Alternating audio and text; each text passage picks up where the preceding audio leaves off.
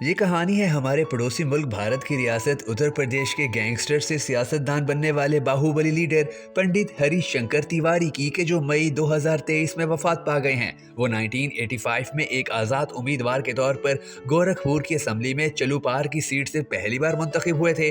دلچسپ بات یہ ہے کہ انہوں نے یہ الیکشن جیل میں رہتے ہوئے جیتا تھا، اور اتر پردیش کے سیاسی ماہرین کا خیال ہے کہ ہری شنکر تیواری کی جیت انڈین سیاست میں جرائم کی انٹری تھی۔ اس کے بعد وہ یہاں سے 3 بار کانگریس کے ٹکٹ پر جیتے اور اتر پردیش حکومت میں وزیر بھی بنے۔ ہری شنکر تیواری مختلف سیاسی جماعتوں سے مسلسل 22 سال یعنی 1985 سے 2007 تک چلوپار اسمبلی سیٹ سے رکن اسمبلی رہے۔ اپنے طویل سیاسی سفر میں وہ کلیان سنگھ، مایاوتی اور ملائم سنگھ یادو کی حکومتوں میں وزیر رہے۔ یہی وجہ ہے کہ جب ان کی وفات کی خبر آئی تو ان تمام سیاسی جماعتوں کی جانب سے تعزیتی پیغامات کے ذریعے افسوس کا اظہار کیا گیا۔ بی جے پی کے سابق ریاستی صدر رماپتی رام ترپاٹھی، راجیہ سبھا ممبر ڈاکٹر رادھا موہن داس اگروال، گورکھپور کے سابق میئر ڈاکٹر ستیا پانڈے سمیت مختلف پارٹیوں کے کئی رہنما گورکھپور میں ان کے گھر ہتا پر اظہار تعزیت کرنے پہنچے۔ مگر سوال یہ ہے کہ گینگسٹر کہلانے والے ہری شنکر تیواری آخر سیاست میں کیسے آئے تھے؟ یہ کہانی انتہائی دلچسپ ہے جو آج کی اس ویڈیو میں ہم آپ کو سنانے جا رہے ہیں۔ دوستو، چلوپار مشرقی اتر پردیش کے ضلع گورکھپور کا ایک علاقہ ہے۔ 1985 میں یہ اسمبلی سیٹ اچانک اس وقت سب کی توجہ کا مرکز بنی جب جیل کی دیواروں کے پیچھے رہتے ہوئے ہری شنکر تیواری یہاں سے رکن اسمبلی منتخب ہوئے۔ جب ہری شنکر تیواری چلوپار اسمبلی سیٹ سے آزاد امیدوار کے طور پر جیتے تو اس وقت اتر پردیش کے وزیر اعلیٰ ویر بہادر سنگھ تھے اور ان کا سیاسی حلقہ بھی گورکھپور تھا۔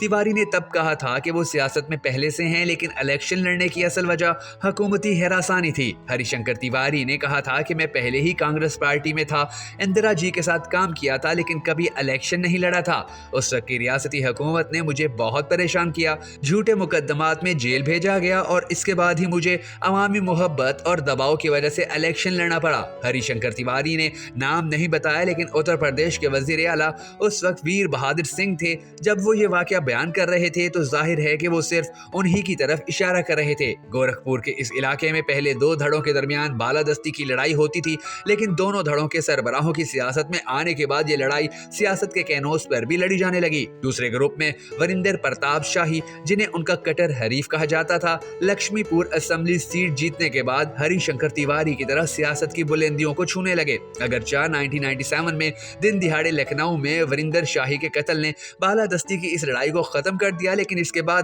یہ لڑائی پوروانچل سے آگے بڑھ کر پوروانچل کے دوسرے گروہوں تک پھیل گئی۔ سینئر صحافی یوگیش مشرا نے بی بی سی کو بتایا تھا کہ دراصل بالادستی کی یہ جنگ پہلے سے ہی چل رہی تھی، لیکن اسے سیاست سے حاصل کرنے کا عمل یہاں سے شروع ہوتا ہے۔ اس کے بعد پوروانچل انصاری میں مافیا اور سیاست کے مبینہ گٹھ جوڑ جو برجیش سنگھ، رماکانت یادو، اماکانت یادو، دھننجے سنگھ کے ساتھ ساتھ عتیق احمد، ابے سنگھ، وجے مشرا اور راجا بھیا، دراصل جرائم اور سیاست کے اس گٹھ جوڑ کے پیچھے بڑی جماعتوں کی طرف سے ان لیڈروں کو دی جانے والی اہمیت تھی۔ اگر ہم ہری شنکر تیواری کی بات کریں تو سلاخوں کے پیچھے سے ایم ایل اے بننے کے بعد وہ نہ صرف لگاتار 22 سال رکن اسمبلی رہے بلکہ 1997 سے 2007 تک مسلسل وزیر بھی رہے۔ اس دوران ریاست میں حکومتیں بدلتی رہیں، لیکن تیواری ہر پارٹی کی حکومت میں وزیر رہے۔ اس کی شروعات کلیان سنگھ کی کابینہ سے ہوئی اور راجناتھ سنگھ، مایاوتی سے لے کر ملائم سنگھ یادو کی کابینہ تک ان کے نام کی تصدیق ہوتی رہی۔ یہ الگ بات ہے کہ انہوں نے سیاست کا آغاز کانگریس پارٹی سے کیا۔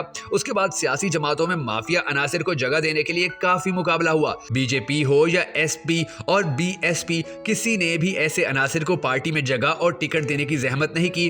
مختار انصاری اور ان کے خاندان کے افراد بی ایس پی کے ساتھ ساتھ سماج وادی پارٹی میں بھی رہے۔ اسی طرح اعظم گڑھ کے یادو برادران رماکانت یادو اور اوماکانت یادو کبھی بی جے پی، کبھی ایس پی اور کبھی ایس پی سے M L A, M P بنے۔ 2004 کے لوک سبھا انتخابات میں اماکانت یادو نے مچھالیشور سیٹ سے بی جے پی کے اس وقت کے ریاستی صدر اور بہار، مغربی بنگال سمیت کئی ریاستوں کے گورنر کیشی ناتھ ترپاٹھی کو شکست دی۔ کہا جاتا ہے کہ 80 کی دہائی میں ہری شنکر تیواری کا اتنا دبدبا تھا کہ گورکھپور منڈل کے تمام ٹھیکے وغیرہ ہری شنکر تیواری کی مرضی کے بغیر کسی کو نہیں دیے جاتے تھے، لیکن ہری شنکر تیواری کہتے تھے کہ ان کا اس جرم سے کوئی لینا دینا نہیں ہے۔